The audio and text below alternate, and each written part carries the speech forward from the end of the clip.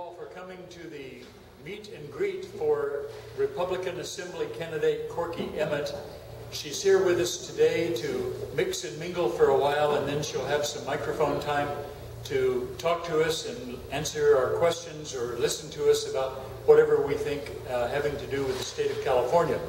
So without further ado, let me introduce our guest of honor and featured person for this afternoon, Assembly candidate, Republican Corky Emmett. This is grassroots democracy at the very key local level. We are the ones who elect people like her. We are the ones who make a difference. And this is important to her, and her being here is also very important to us.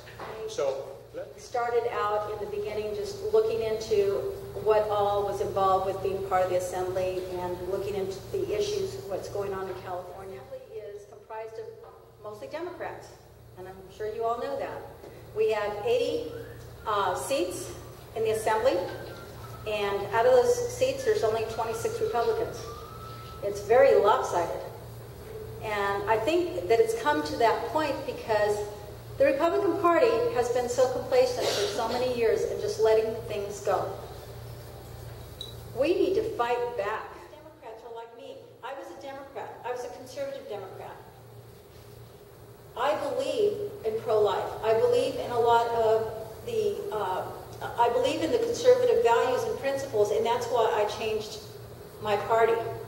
And I think if they understood that they were voting for things like what Manny Perez has proposed, that they would actually change. Even if we don't ask them to choose. Way to derail the bullet train.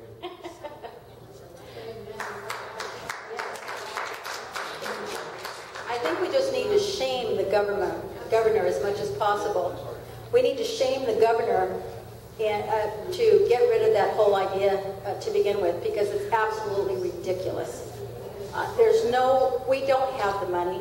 And yeah, the federal government is putting the carrot out there for us to take. Why does California have to be the, they want us to be the most innovative, most, but they don't stop to think about how much it's going to cost. The federal government's going to give us the redistricting made a difference. It has, because I have more of a Democrat constituency.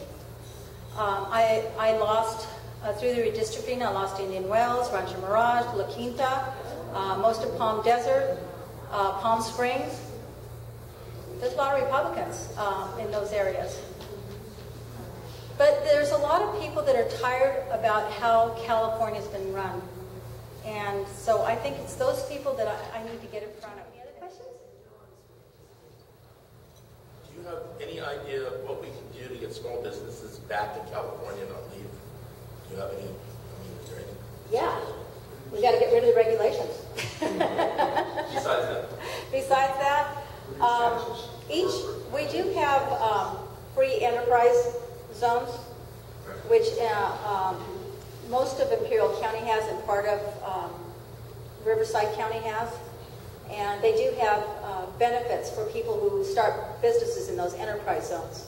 I would like all of California. I don't know why all of California isn't one big enterprise. I think more of our cities and counties ought to be showing the people what kind of legislation has been passed in the newspaper, on Facebook, or whatever it is, so that people understand what is going on.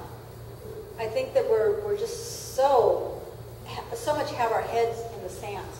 I mean, I don't anymore, because I've had to be looking into so many different things in order to be aware of what's all involved, and it's just a shame. It really, really is a shame that it's come to this point. But I think it's still salvageable, but it's, I think we need to pray. I think that we need to be strong, we need to be committed, and everybody needs to take responsibility. Again, I'm only one person, and there are a few other people that work really hard and believe that California is worthwhile to live in.